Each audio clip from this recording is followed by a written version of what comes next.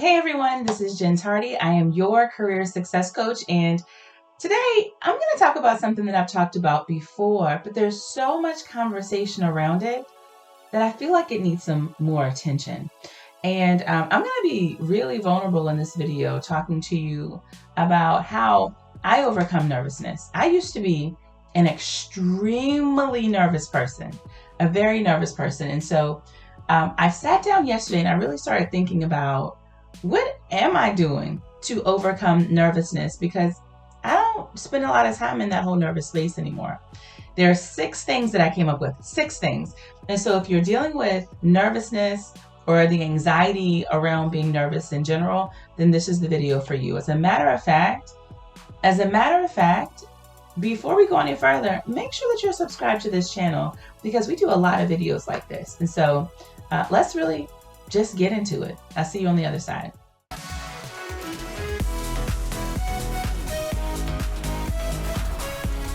Think of these 6 nervousness hacks as hacks that can go inside of your own toolbox, and you can pull on the levers depending on which one you need at the time. So there's no particular go-to.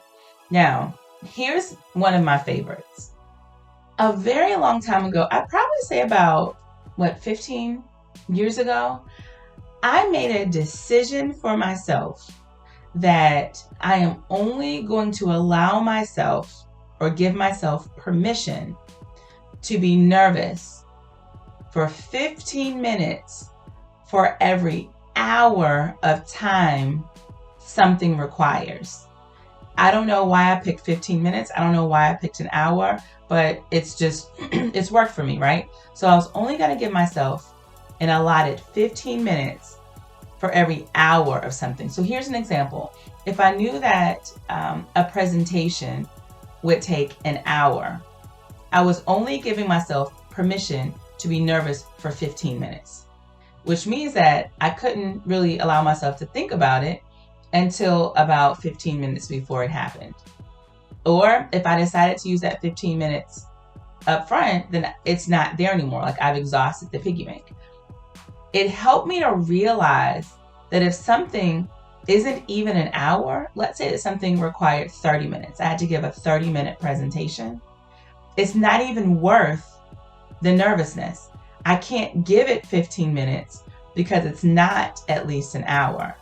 So it allowed me to become more focused on where all of my energy was going related to nervousness and anxiety. Because if something was taking 5 minutes, I couldn't give it anything. I didn't give myself permission to do it. You'd be surprised at how things shift in your brain when you do and don't give yourself permission to do stuff. And my brain shifted. Eventually, you begin realizing how much time you've been dedicating toward being nervous. There are certain things that it may only take you 5 minutes to do, and you've given 3 hours of nervousness to it. So that's the first one. So here's something else that I do. I don't know how many of you are, religious or spiritual or anything like that, but I am. I'm a very spiritual person, and I do believe in God, the universe, all of that beautiful stuff. And one of the things that I'll do is before I go into an action that would make me feel nervous, like let's say I need to do a video like this, or I need to give a talk or something, like I'll imagine holding the hand of a higher being, or a higher being covering me, holding my hand, just being present with me, of again, whoever that higher being is for you. I'll imagine that, and it gives me a sense of calm that makes me feel like I'm not by myself, which also sort of coincides with the hack number 3 that I do as well. One of the few silver linings in the pain of losing someone who's been very close to you is that now I can imagine them as one of my ancestors. And so sometimes I will have conversations with them, and I'll ask them to be with me. right? So they may have transitioned and now are in heaven. And now I'm like, okay, so Shanika, this seems like something that it will be right up your alley. So, come and be with me in all of your beautiful personality, and just sit with me in this as I'm going to deliver this presentation, as I'm going to, give this speech or this training. This is something that I know you loved, or even my grandma. Like, Grandma, I know you're proud of me. Come and watch me do this. Come and be with me. Help me to find the words that I need. So things like that. So it's my way of saying that I'm calling on my ancestors. So whatever that version actually looks like to you, then you can use that. It also helps to give me a sense of calm that there's something or someone with me that's helping to guide me and calm that nervousness as well too. Another hack, which is also very close to this, is that how sometimes you may have like lucky trinkets. For me, if I have items of a loved one, whether they're alive or whether they've passed, I like to wear those items. It helps me to know that with these earrings on, in the past, all has been well. It was a gift from someone who loved me. And so I'm sort of channeling that love. And every time I wear it intentionally, it creates a sense of calm with me too. I have a necklace that has my children's name engraved on it. And so it gives me a sense of calm when I'm wearing that necklace as well too. And so that works for me. Next, something else that I've learned most recently that I've added into the toolbox that's extremely helpful for me is this notion of, oftentimes when we're nervous, it's because we're placing the focus where it doesn't need to be, on us, instead of placing the focus on where it needs to be, which is your audience. If you can replace the focus or the spotlight being on you to the spotlight being on them, and all of the value that you want to give to them, all of the transformation that you want to make in that audience, all of the beautiful things that you're going to leave that audience with, the tools, the insights, the help, the support, all of that. If you can just replace that and thinking about them versus thinking about you, that becomes very helpful. One of the things that I like to do before I go into any talk or any presentation, anything that's likely to make me nervous, I visualize a positive outcome for my audience. And so I'll literally sit there, and it only takes me a few seconds at this point, but I'll literally sit there and I'll visualize them being happy, like nodding their head affirmatively, like, yeah, like, oh, and clapping their hands, like they're really moved and they're engaged and they're getting it, and it's transformative and it's helping them. When I visualize that, again, the lens is off of me, and do I look right? Am I saying the right thing? Is my clothes right? All of that. My focus is on you, the audience, and there's no way for me to be nervous about me and focus on you at the same time. One of the best things that I've learned is that if we're feeling depressed, odds are we're thinking about the past. If we're feeling anxious, odds are we're thinking about the future. But if we're in the present, like in this present moment, everything is okay. In this present moment, everything is okay. And the more present you can be, and I used this same example in the YouTube short that I did recently, but do you know how, imagine someone that you love, a loved one, whether it's platonic or romantic, family, whoever the case may be. But imagine being engaged in a very deep conversation with a person that you love, and you're really present. You want to, hear what they're saying. You want to communicate things just based on your level of engagement in that conversation. It's that level of presence.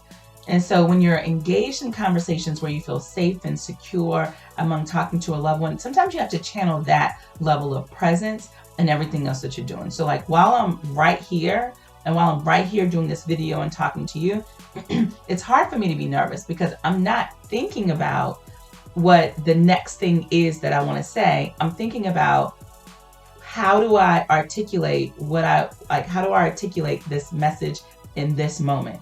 This moment is what matters right here. And understanding that this moment is what matters right here, the next moment will take care of itself. And the very last thing that I'll share with you too, I don't even know, maybe this is more than 6 and a bonus. But the very last thing that I'll share with you is that I'm starting to notice recently that, the busier my company gets, and which means the busier I become, the less time that I really have to be nervous. I like to stay occupied up until that deliverable needs to take place. Now, at least 15 minutes before. And so let's say I'm going to do one of my LinkedIn lives, or let's say I've been invited on LinkedIn to do a live show with one of their editors. It can be nerve-wracking. You can have thousands of people that watch those videos afterward. But I'm usually working and in meetings doing my normal work, my normal standard day in meetings with my team members and prospective phone calls with new clients, that by the time I even realize how fast the day is gone and that my very next meeting is to show up on this live, I'm like, oh, wait, I have a whole presentation to do.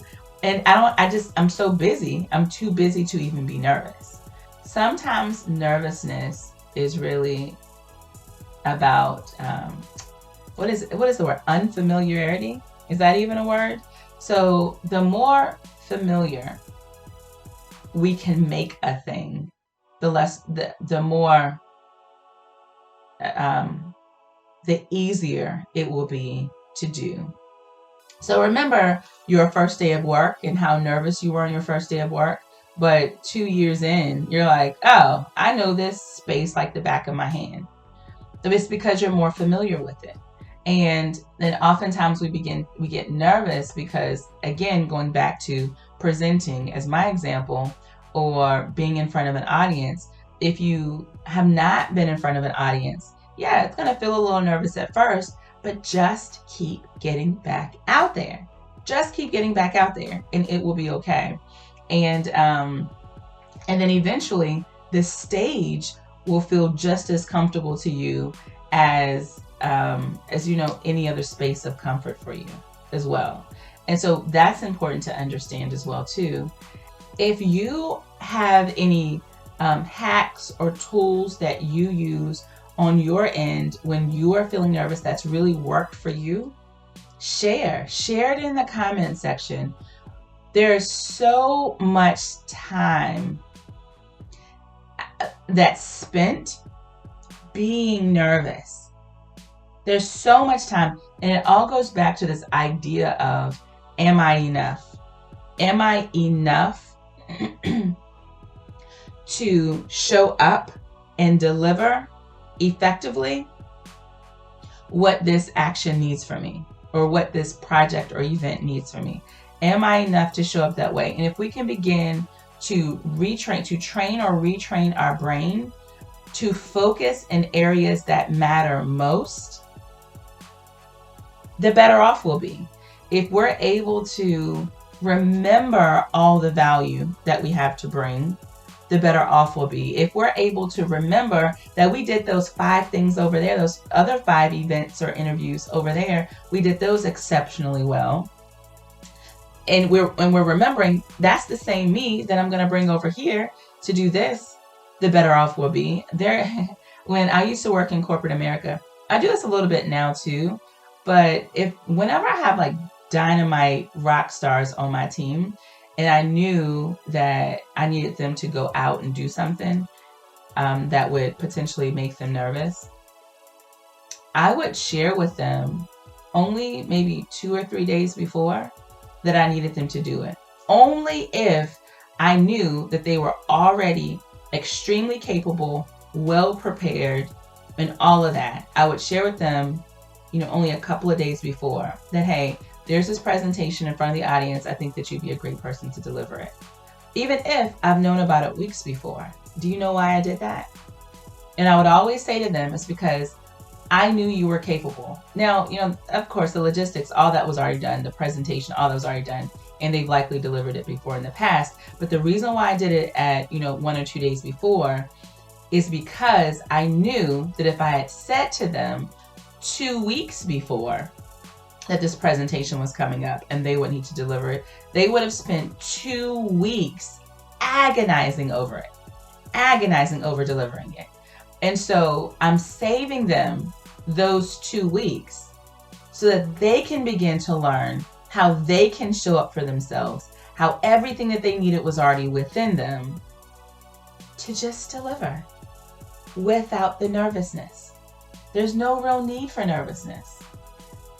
But anyway, so I don't know who that's going to help, but I definitely hope that it helps one person. So if it at least helps one person, please let me know. And I'll be back with more videos soon. I'm Jennifer Tardy. I'm your career success coach. I'll see you in the next video. Take care.